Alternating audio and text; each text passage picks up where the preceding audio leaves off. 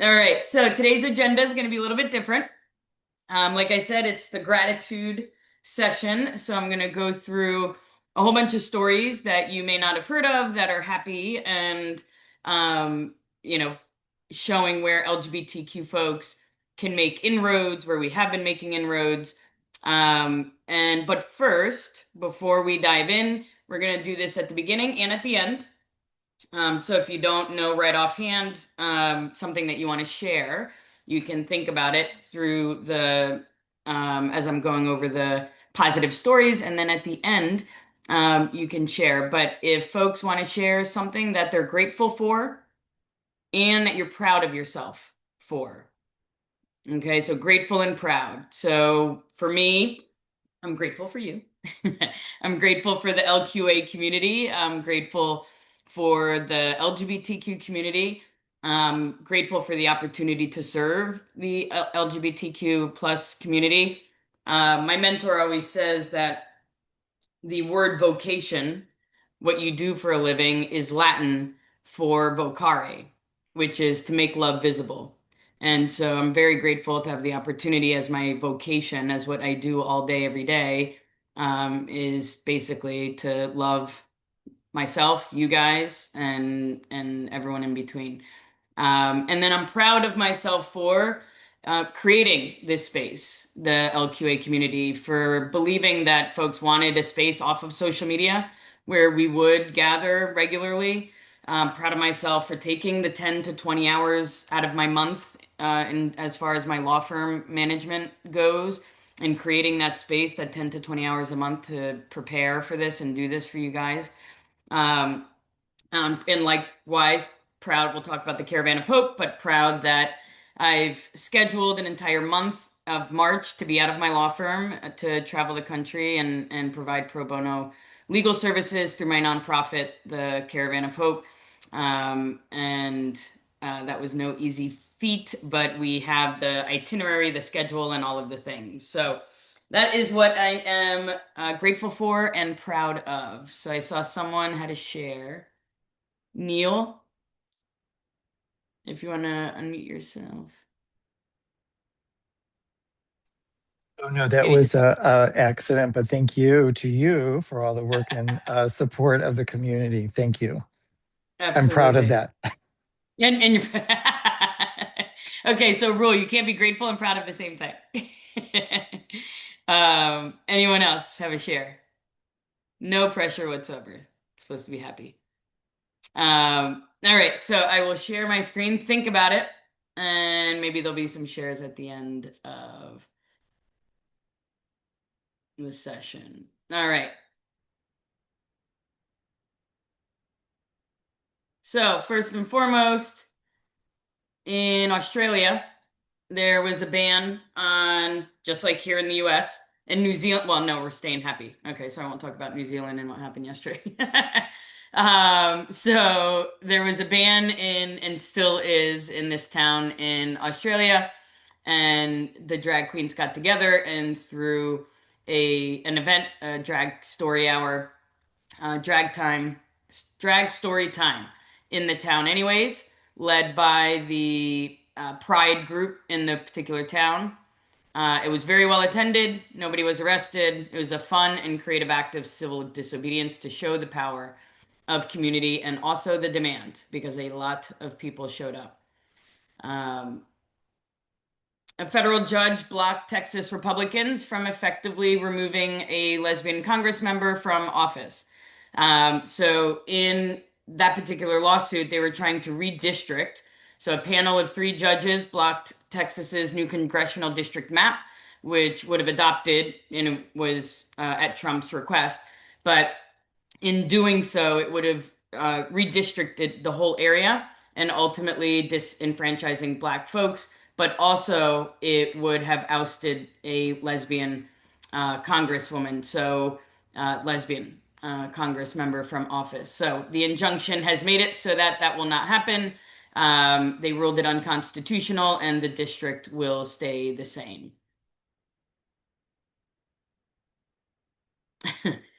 So this one I just thought was funny. Cheyenne Jackson is now okay with his gay voice. So apparently he saw a video of himself from like 10, 15 years ago, and he was like, "Who the F is that?" Because that ain't me. And he was like, my best friend Jeb has this, I call it his Uber voice. Whenever we're about to get into an Uber, all of a sudden he sounds straight, like, "Oh, hey, what up, bro? Hey, what up, dude?" And I'm like, "Who is that?" And it only ever does it when we're getting into an Uber. But so Cheyenne Jackson at some point 10, 15 years ago had a straight voice that he pretended to have, and now he's okay with his gay voice. And I always joke that I have a very lesbian radio voice, so I concur. All right, so if anyone has the hots for Ariana Grande, there's hope for you yet. So now that Wicked 2 is coming out, apparently the actress behind who played the Glinda in The Wizard of Oz in 1933 was a and dating a lesbian director.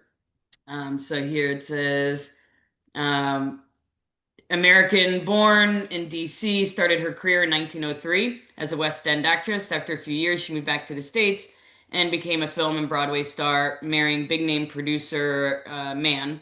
And then they moved to Hollywood so she could resume her film career. In 33, he died. And then that same year, Burke and this woman, a Dorothy Arzner, a lesbian director, then were living together in the same home and shared. So basically, lesbian. And Ariana Grande, in a recent interview, says she sees the wicked character Glinda as a little bit in the closet. So, all right. And we're going to see a lot of this around schools and whatnot because there's definitely a huge backlash, and the November election showed that. But parents demanded that a trans child be banned from sports. The town rejected their request. So this third and fourth grader, this rec league for third and fourth graders, and this girl wanted to play. It was a town in Maine, and this was just a couple weeks ago. Uh, so they voted 3-2, obviously very close, but to comply with the state's Human Rights Act, which allows for trans folks to participate in school sports. This is a rec league, but same thing. So, or at least they voted in the town of St. George, Maine. And so this is huge. This just happened literally yesterday, came out in today's news that in the EU, all of the EU must recognize marriage equality. So if you're in a country like Portugal or Spain or what have you that has marriage equality, but then you go to another country that doesn't, basically what the Respect for Marriage Act is meant to do here in the US among states, the European Union has done so. So as long as you're somewhere in the EU, even if you're living in a country that you wouldn't be able to get married in, your marriage would be recognized. So very, very huge.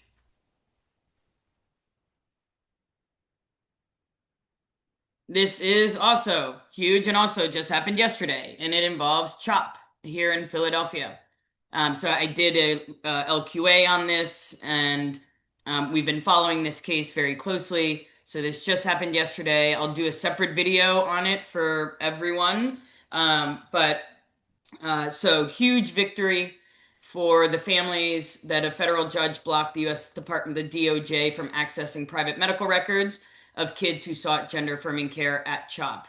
The judge wrote he was not persuaded in the least by the DOJ's rationale.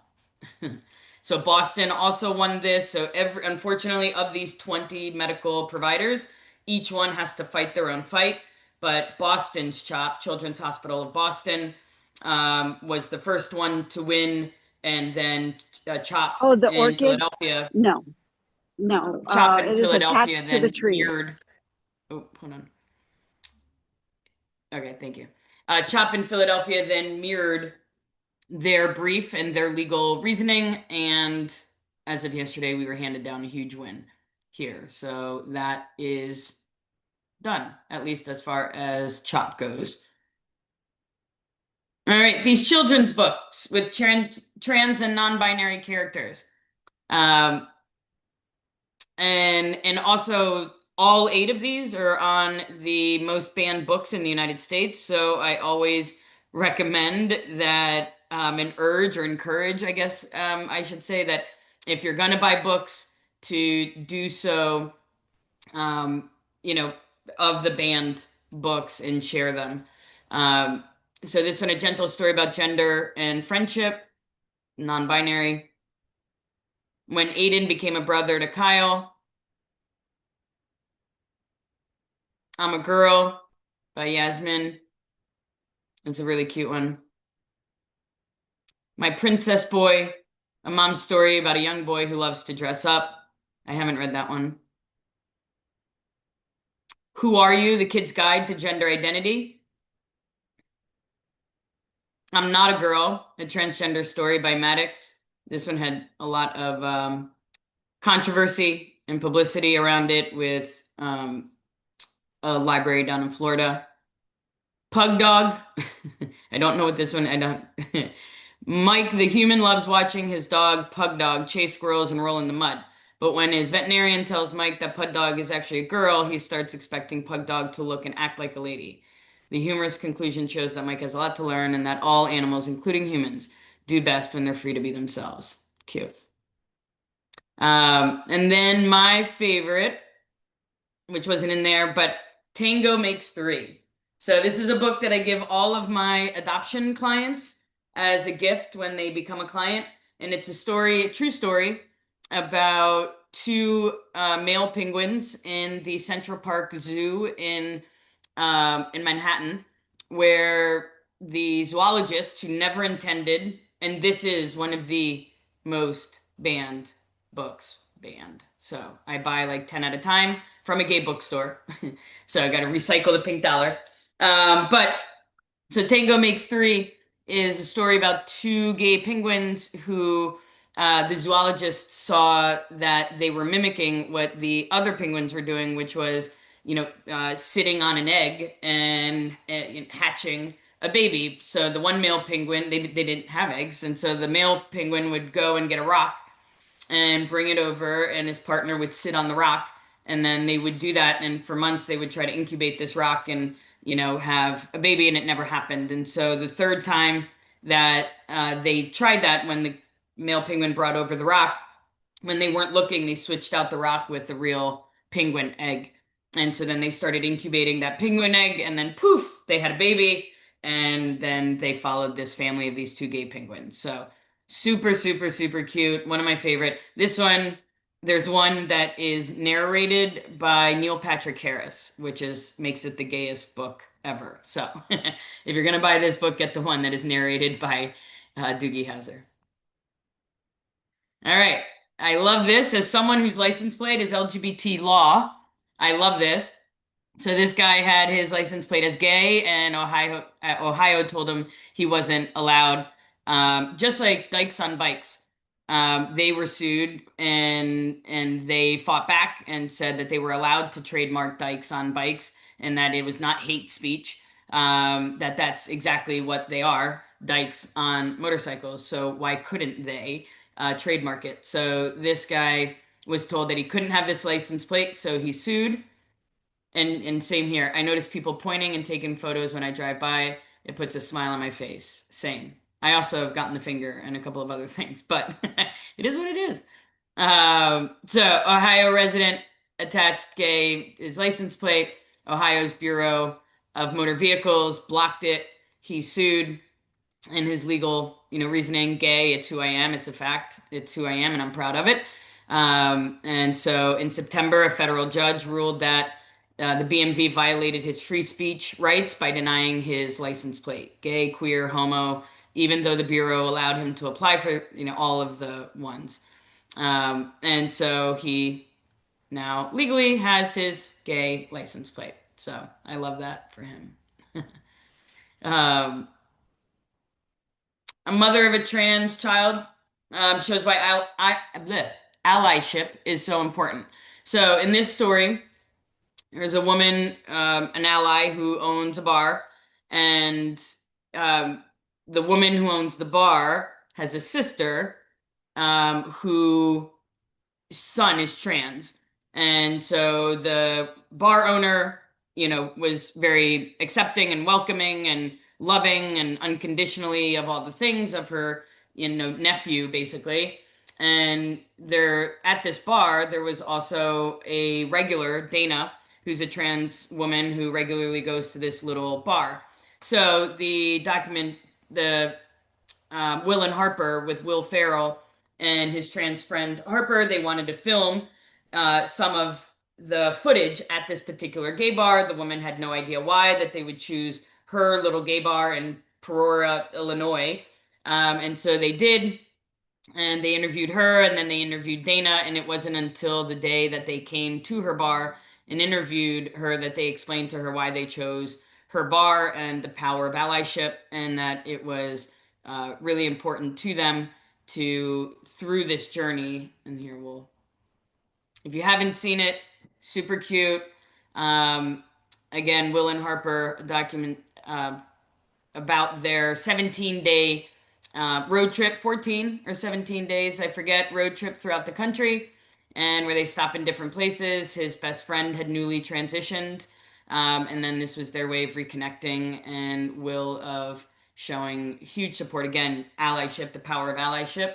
So between the two of them, right, Will Ferrell's allyship, and him wanting to showcase allyship throughout the film. Um, and then another cute, if you haven't seen it, show, Heartstopper. Super cute. If ever you're just depressed or anything, watch this. It's super cute. One of the things that I really loved about this show, in addition to just all of the topics that it deals with, is it was the first ever asexual character highlighted. So one of the characters on this show is asexual, on top of, folks being trans, bi, gay, all the things. But there's never been a show with an asexual character, and showing the coming of age of someone who is asexual and the questions that they have and the issues that they deal with. So it was really, really fascinating. And so if nothing else, if you just want to kill some time, super cute, but also really interesting as well. All right, so getting a little more serious of things. We all saw the election. We did very well, and we're starting to see a culture backlash amongst the Democrats. But Politico did a study and of just all the wins in all the different races and all the different areas, and they didn't expect to find what they found, which that there was a sweeping win, like different races, meaning the sheriff or mayor, judges, school boards, sweeping win, where all around the country we won back seats on school boards, just showing that all of these, that are issues that are facing kids, from bathrooms to playing sports to banning of books to banning of curriculum. The Supreme Court came down and said you can absolutely keep your kid out of a reading class, English, if you disagree with the book that they're reading, right? So for the last 3-4 years, we've seen a lot of that. And this particular election, a huge sweeping win all over the country in school boards. So it'll take a while to see the impact of that, but we absolutely will. And then again, we all know that pro-equality candidates won hugely in the election in early November. So we have the first ever governor in the Commonwealth of Virginia. We almost lost New Jersey. That would have been huge, but we were able to keep New Jersey blue. Obviously, one of the biggest upsets, and I'm sure there'll be documentary on this in the future as well. But Zoran and everything about his campaign, from at 2 a.m. the night before, he chose to spend in his final hours at a gay bar to shouting out during his victory speech, to carrying a trans flag during Pride, creating a video celebrating the contributions of trans folks, and detailed a platform that will spend $65 million for support for trans folks' healthcare. So truly puts his money where his mouth is, or at least, I mean, we shall see. But that is what he campaigned on, and that is the goal. And then these high profile cases. This one in particular, John Reed, had no idea who he was, but he's, a very well-known out radio host who is anti-LGBTQ. 14% of LGBTQ folks voted for Trump. I don't know those people. I've never met one of those people. It's constantly baffling to me, but this guy, John Reed, is a GOP and actively ran on an anti-LGBTQ, predominantly anti-trans, but also anti-LGBTQ platform and lost. So, Victory Fund, if you're not familiar with the Victory Fund, I used to be on the board of the Victory Fund. It's an awesome nonprofit. It identifies, then cultivates, and then funds LGBTQ folks to run for office. All right. A lot of folks know Brian Sims. 15 years ago, Brian had no thoughts of running until the Victory Fund reached out to him and said, you know what? I think you should run. They identified him. They looked at him as a human in the world. He had zero political background. He was a disability attorney. But the Victory Fund reached out, and 15 years later, 4 terms later, now he's the executive director of a PAC and all of the things. So, and as a U.S. citizen, anyone in the world, but within the United States, they will identify folks all over the country. But then as far as funding them, we can donate to people wherever, right? So one year I donated to this lesbian Latina woman who was running for a sheriff position in a small town in Texas. I will never be impacted by the fact that she won, right? But that's where my money went because I want her at the table and not on the menu. Right. I donated to Tammy Baldwin's campaign back in the day when she was running as the first out, congressperson. Again, not representing me, right, out in Wisconsin, but ultimately representing me, because the more folks we have at the table everywhere in the country, the less likely we're going to be on the menu at that particular place. So awesome organization. Check it out if you're not familiar with it. All right. So something I'll probably end up having a full LQA on is the Great Wealth Transfer.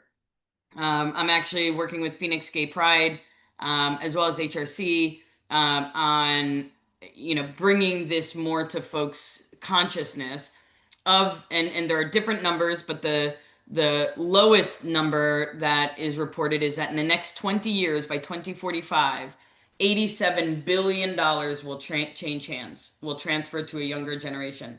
Some are saying upwards of 240 billion. The new sort of middle of the line number is 124 billion. But I'm sorry, 80, these are all trillions. My bad. Let's retract. Okay. $88 trillion in the next 20 years will pass hands. So, and of those, right, by 2030, the baby boomer generation, the entire baby boomer generation will have reached the age of 65 in 5 years, in 2030.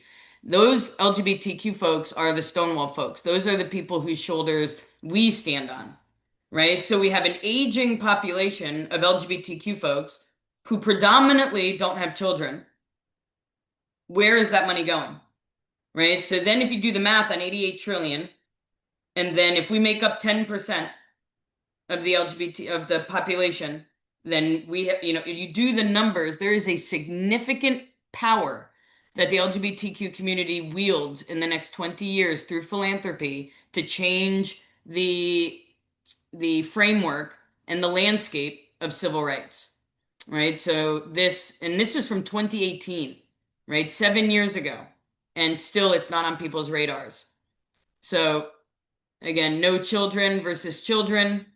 Individuals without children are 3 times more likely to make a charitable planned gift, right? And you don't have to be wealthy, right? What I'm working on with Phoenix Gay Pride, they're like a lot of our audience don't, they're they're not Vanderbilts, they're not Carnegies, like they're not thinking about philanthropy.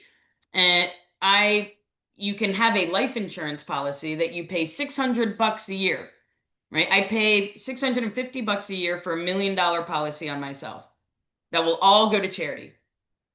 You don't have to actually have the net worth. If you want to make an impact, you can make a small investment, and life insurance is an amazing way to be able to do planned giving, charitable giving, without taking away your actual assets from your loved ones that you do want to take care of.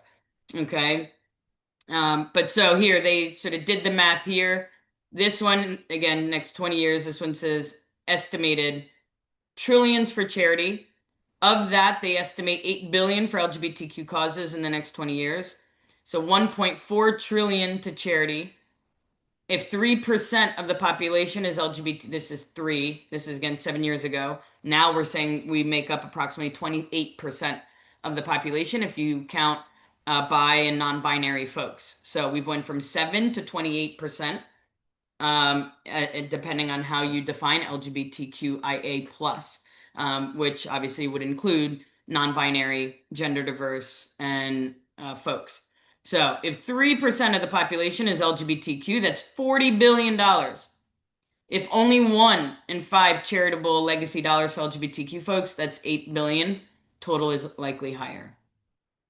So LGBTQ folks are open to making LGBTQ focused planned gifts. 16% have committed to an LGBT planned gift. 35% say they would be likely. And of those that say would they be likely, they really just don't know how to go about doing it. Or they think it's difficult or overwhelming. Organizations, the nonprofits themselves, and this is why I'm helping Phoenix Gay Pride as a entity, they have zero capacity to move on this opportunity. They know it's there, but they just don't have the bandwidth to do it. So we're creating a planned giving committee. I'll head that up and then, just sort of help them get it rolling and then do webinars and events and pride, but they don't have the capacity to move on this. Very few organizations, 80% have none or a passive program. The timing is right and urgent. The Stonewall generation is passing away. Wealth transfer peak is coming quickly. And again, this is all 7 years ago, this particular PowerPoint that I found. Imperative to take advantage of this magnificent opportunity, move ASAP. And then this is more for the organizations themselves on how to.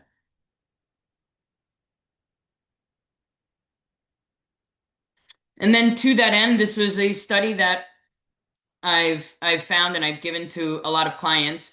Morgan Stanley did this study, but showing that LGBTQ folks want to invest. If you think of, B corporations and or clean investing, not wanting to invest in guns and oil and working with an institution where you can direct specifically where your money doesn't go. Well, LGBTQ folks want their money to help, defray the inequities around the world. Half of LGBTQ workers report experiencing workplace discrimination at some point in their career. More than 33% of LGBTQ employees have left a job for being treated poorly. And then this was how I found the study to begin with. It was working with an LGBTQ startup to raise capital. 0.05% of venture capital money goes towards LGBTQ startup founders. But investor demands, the LGBTQ investor demands products and strategies that advance equity and inclusion. Nearly half, close to 45%, including 40% of those identifying as non-LGBTQ, indicated they were interested in investment products and strategies that advanced LGBTQ equity and inclusion. This increased to 86% for LGBTQ investors, with similarly high levels of interest reported across all racial, gender identities. The Gen Z population, the highest amongst all respondents, 67% want investment products that advance LGBTQ inclusion. And then funds or strategies, I mean, so high. So again, you can put your money as it's growing for you, right? Key demands, investor demand is high and rising. Institutions could better serve investors with LGBTQ impact objectives and working towards a framework for investing in LGBTQ equity and inclusion. And again, that's around especially founders. All right. Yay! Caravan of Hope. So this is a nonprofit that I created after 1.0 and after the election in 2016, but before Inauguration Day on 2017. And it was New Year's Eve, and I was just like, what am I gonna do? What are we gonna do? And so, I don't know if you've ever had those moments where you just get a download. I call it a download from sort of the operating system that is the universe. But I just got a download of, I mean, the name, the logo, everything just came to me, and it took years to actually, so I formed it, I did all the things, but then the thought of taking a month out of my business and traveling 5,000 miles and going to 14 cities, I never had the time, never had the time, never had the time.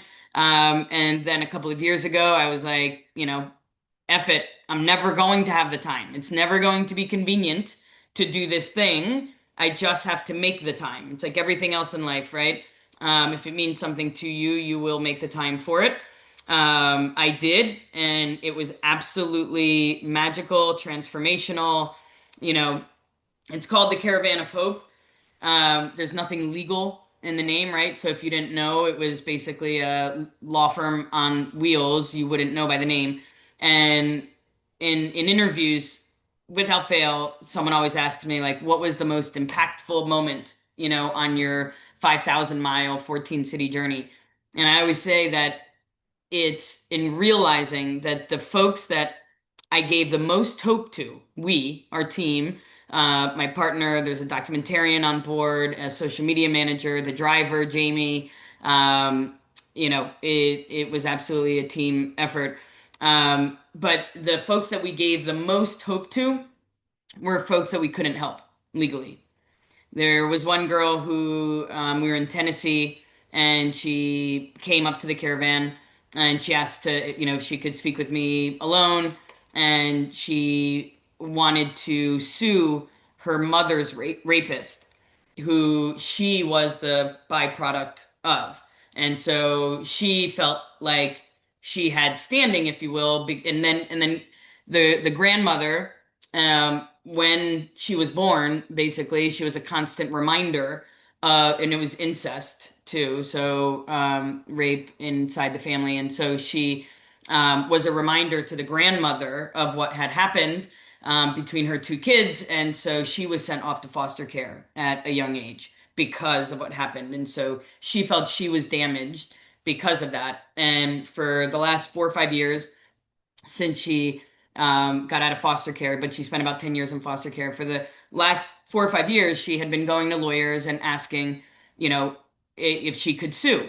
And nobody would give her the time of day to explain what standing means and what being moot is means. And so, I said, no, you don't have a lawsuit. Unfortunately, you don't have standing. And she's like, what do you mean? What's standing? And I said, standing is the only person who can bring a lawsuit is the person who is directly damaged. Your damage of being sent to foster care was a byproduct of the act, the criminal act that took place. But only your mother would be the person who could sue. Only she has standing. You don't have standing. And then she, we talked about that a lot more.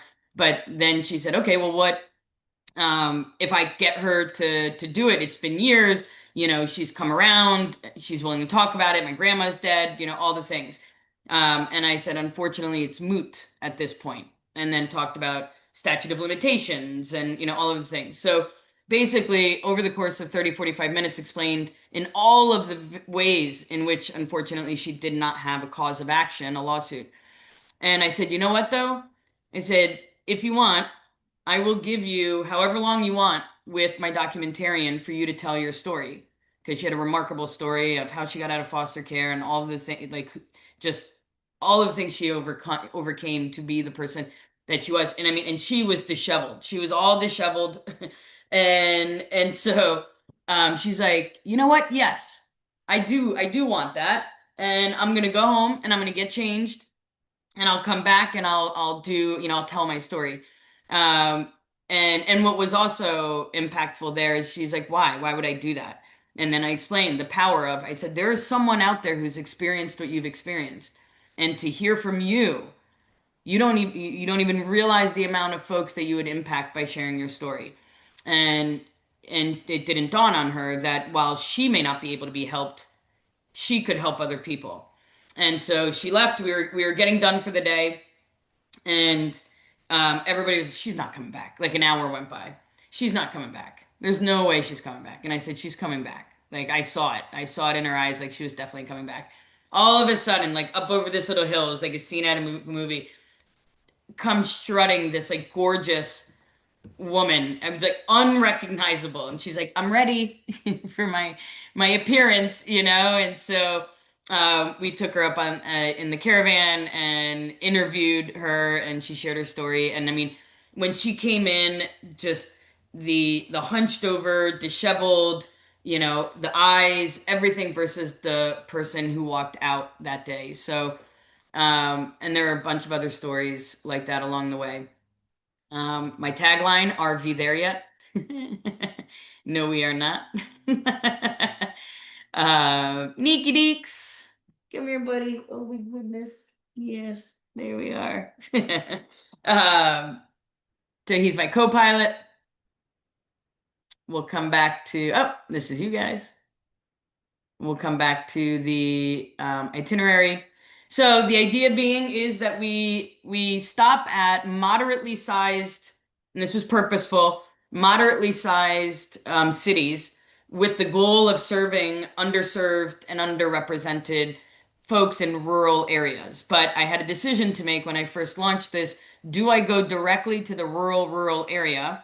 And then with my very gayed out, decaled, caravan, have folks come and basically out themselves by walking onto the caravan.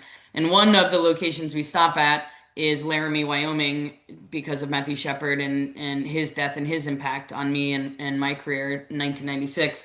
And so and I just kept thinking, if I drove that caravan into Laramie, would Matthew have safely wanted to get on it? And the answer is no, right? So we purposely park or go to a moderately sized city and then put the word out to folks, then allow them to drive and come,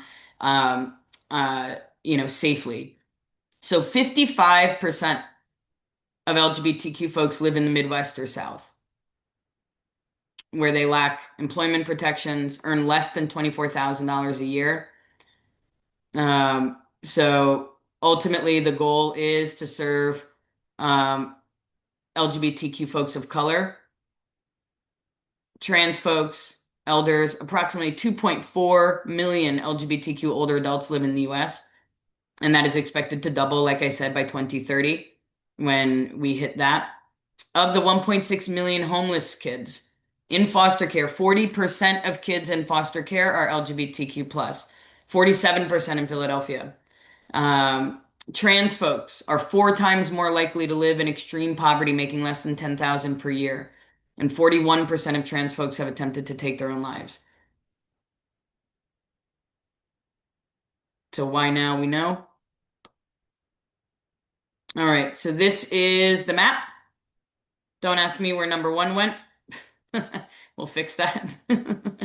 But so first, we'll be in Charlottesville, Virginia, and then off to Charlotte, North Carolina, and then Birmingham, Alabama, Memphis, Tennessee, Little Rock, Arkansas, surprisingly really cute town, Oklahoma, amazing co-counsel lawyers in Oklahoma. I'm really looking forward to seeing them again.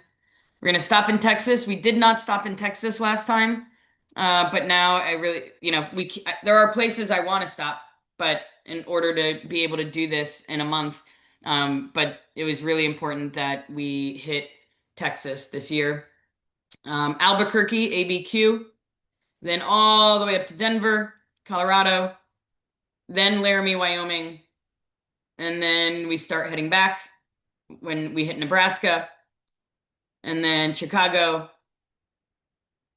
Columbus, Ohio, Pittsburgh, and then our final day is in Philadelphia. So, what days are their service days? So, when we're in Charlottesville, we will, park the caravan somewhere. We'll have promoted and put out the exact, location where we're going to be. Charlottesville, I think we're going to change locations this year. But we'll put out the exact date, time, that and location of where we are, and we perform legal services all day. I found that obviously weekends and evenings tend to be best for folks because they need to work, right? We've talked about level of poverty and whatnot. So if folks have a job to be able, if we're there 9 to 5, then they missed us. So we're going to tweak how and when we provide our service to be able to be as impactful as possible. If anyone here knows anyone in these towns, cities, nearabouts, all of the things, please reach out to me, let me know. Getting the word out is key. The first time I did this, it was a massive undertaking. I had to find the lawyers in all of these states to lend me their license to practice law because I was basically on Instagram doing name changes and estate plans and, divorces and all of the things. I needed partners in all of these cities. Birmingham, Alabama was the hardest. It was the night before, and I didn't have a lawyer, a co-counsel in Alabama the night before, and I was like, we're gonna do it anyways. I just won't go on Instagram. Like, we're gonna do it, and we need to. This is, and Alabama was in the midst of changing the laws around name changes to make it harder and more restrictive, and we had like a week or two before that we could get as many name changes done as possible. And then someone knew someone. I got on the phone with this guy, and he sounded so like, ugh, and I'm like, Angela, be nice. He is the only Alabama lawyer that has gotten back to you. Doesn't matter, whatever it is, just don't yell at the man. Like, just, it's fine that he's like, oh, LGBTQ. Then, like, maybe 7 minutes into the call, I forget why or how he blurted it out, but he was just like, just so you know, I'm a gay man. And I was like, okay. And he was like, but I'm not out. And I was like, okay. Oh, because I said, send me your bio, your headshot. And then, as we're driving into Birmingham, we'll let folks know, here's our co-counsel, here's us. We wouldn't be able to serve you, but for this person. He's like, no, I'm not, I need to tell you I'm a gay man, but I'm not out. So I have no desire to be affiliated. Like, when you do something, call me. I'll make sure it's all right, but I want no publicity around this. I was like, okay, absolutely. It kind of explained the tension. And then, like, maybe 4 minutes later, he's like, okay, fine. I'm a trans man. And I'm like, okay, and he's like, yeah, and I did my own name change, because earlier in the call I said it's okay if you don't know how to do name changes. Like, I can walk you through it and all the things. But basically, it was a closeted trans man who wanted nothing to do with the Caravan of Hope. What about folks in his area? What about LGBTQ folks? If an actual lawyer is closeted and doesn't feel safe being who he is, let alone the LGBTQ community where he lives. So, but so we do service days in each of these areas. If anyone knows family, friends, folks, please let me know. So again, 5,000 miles approximately, 4,638 miles. Um, and this will be the whole month of March. And then this, I don't know if you'll hear it. Give me a thumbs up if this is a little like 90-second video. But here. You hear it?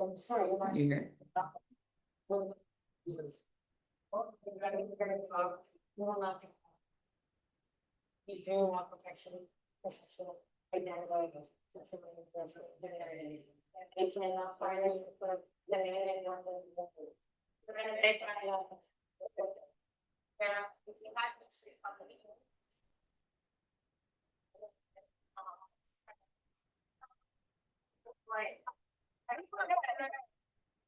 could have 90 million drug addictions, and that person gets to keep the day, and not go for any of this. I do not want a child to work okay 15 years, but like not work sister.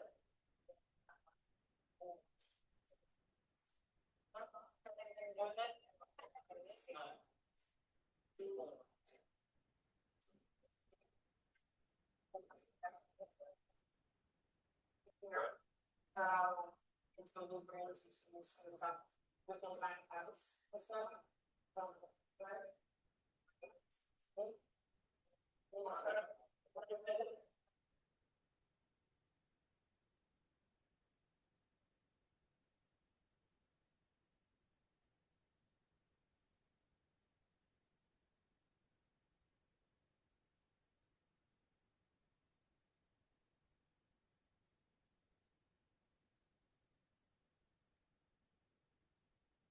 All right. We'll add that. If you didn't really hear it, we'll add that video to the replay thing. All right. So that was all the good news. And then just a couple of announcements before we jump into any shares and or questions. I am bringing back the Rainbow Minute.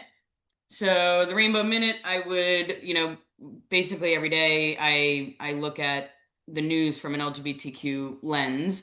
And so I would do these Rainbow Minutes every day. They're kind of like 60 to 90 seconds actually, where I just break that down. So I would have taken 3 of those, stories that I shared with you and instead have done a 90-second reel, and I call it the Rainbow Minute, where and I try to make them happy, but sometimes they just can't be. But so a blend of what you need to know and also what you may not know that is happy. So I'm going to bring those back. I'll start doing those again. And our next legal Q&A, our next LQA is scheduled for December 9th, but we are doing a Pride Plans workshop, estate planning Pride Plans workshop that evening at 6:30. So we won't have, and I'll remind you in the replay, we will not have the LQA in the morning because we're going to have the workshop in the evening. So if anyone on this call has not done their LGBTQ estate planning, it was a really impactful workshop when we did it last time.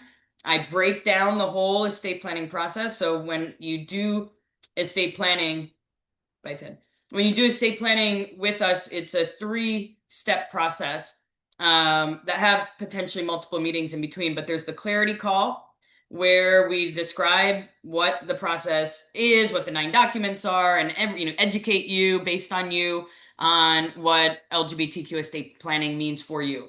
Then from the clarity call, we have the design meeting.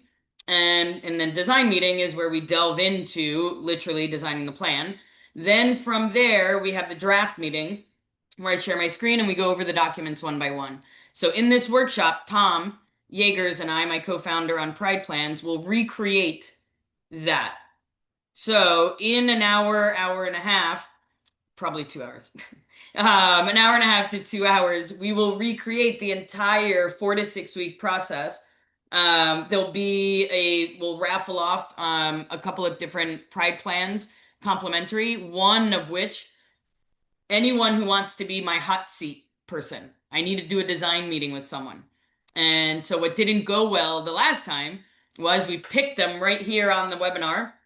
And typically the couple, has the week between our clarity call and our design meeting to marinate on everything that I told them and what I want them to think about. My claim to fame is there's no homework in estate planning when you work with us.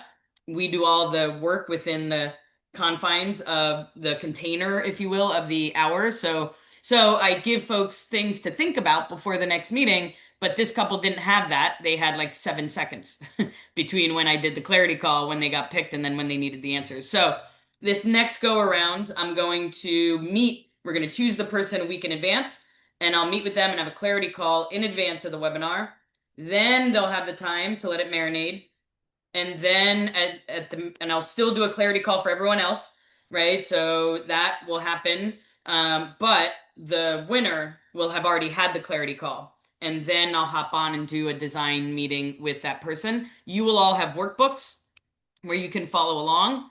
And basically, the goal is by the end of the workshop, you have all the decisions made, the people that are going to be playing roles in your estate plan. The goal is basically just to have your estate planning done. All you need to do is go to Pride Plans and make it happen. Okay, so it's truly a workshop where as you follow along, you can be making your decisions and your LGBTQ estate plan along the way. So that is the December 9th one. We will not have a Pride Plans, but we will remind you about the workshop in the evening. All right. Anybody want to share something you're grateful for and or proud of? Tessa. Oh, and hold on, Tessa, before you go, there are a lot of people that hopped on before or after rather, I gave the instructions. So if anyone going into Thanksgiving wants to share something that you're grateful for and something that you're proud of yourself for. Okay, so grateful and proud. Go ahead, Tessa. Thank you so much. My name is Tessa Quinones. First of all, Angela, it's an honor. It's an honor to be here and meet you from watching your videos on TikTok. And I want to thank you for all the service you do to the community. I just want to say for myself, this has been a tremendous surprise. I have a children's book. It's called Drag Queen Story Hour, and it's designed as a performance piece. It's been a real shock to me and my co-author that there was nothing in this space before. And there are the great stories of Little Miss Hot Mess, which are amazing. So I really hadn't planned to do this. But what I want to say is that I also, in a business life, before I retired and I started working a garden shop, I learned a lot about protecting my own intellectual property. And I get calls every day, emails. I get bombarded because people find my product. They're very interested in it. And today I shut somebody down who was attempting to represent my information as hers, my IP as hers. And that is one of the greatest experiences. And so, Angela, I think what you do to help protect us is so important. And I really appreciate to be here. Thank you so much. And I would love the hot seat when you do that. Or next time. Yeah, thank you so much. It's great to be here. So Tessa, definitely, I would love for you to email me a link to your book and I'll buy a bunch and give those to clients. And we can do signed copies too. Awesome. Awesome. Thank you. Thank you so much. All right. Anyone else share? Come on. I have a question about estate planning. Yeah, we can also take questions. And, oh, hi, Edwin. Yes, you can also put in the chat if you don't want to necessarily speak. Oh, there are some. Thankful. All right, so Ted. Jen, why didn't you tell me there was some in the chat? It's all this gratefulness in the chat I knew nothing about. Thought everyone was just like, want. My kitchen, specifically, as I scrambled to clean last minute. Grateful for my family and my husband. Grateful to my great husband, our family. I'm not too unhealthy. Proud to give back. Hockey community. Thankful to my wife. And I've not encountered any issues with medical providers. We're both treated as parents, even though they don't always know how to chart about us. Tango makes 3. I didn't know you taught elementary school. 10. We're thankful that the election gave us hope for the future. Yes. Yes, I'll share some of these links. The Morgan Stanley report and great wealth transfer. Yes, everyone have a great Thanksgiving. I'm very grateful, thankful for my husband, Joe, daughter, Opal, and the time with my mom. Happy Thanksgiving. Happy Thanksgiving to you, Edwin, if you're still here. And yes, Tessa, please share any links for folks. All right. Anyone else? Any out loud shares? Thankful for our family that we will be spending Thanksgiving with. Thankful that my wife can get an operation because of the great care here in Philly. Yeah, for sure. All right. Well, we're coming up on the hour. So glad I found you on TikTok. Yes. I promise I was not a TikTok lawyer before the election. That is not what I do. As you can tell from my videos, they're completely unedited. and I know nothing about social media, as Jen can attest to. Um, so it was just November. I had 55 followers before the election. It was just 2 in the morning on November 6th, super depressed, and just made a 9-minute video about everything I think you needed to know to protect yourself. And a 9-minute video went viral. And usually things that are more than 90 seconds don't go viral, let alone 9 minutes. So it just shows, like, that folks needed that information. And so I'm here to keep giving it. And absolutely. Um, hey, Parker, you guys are great. Awesome. Thank you, Tessa. All right. So happy Thanksgiving, everyone. Truly lovely to spend time with you guys. And again, I'll see you December 9th at 6:30 p.m. if you want to join the Pride plans. If not, then 2 weeks later for regularly scheduled LQA. All right. Love you guys. Truly.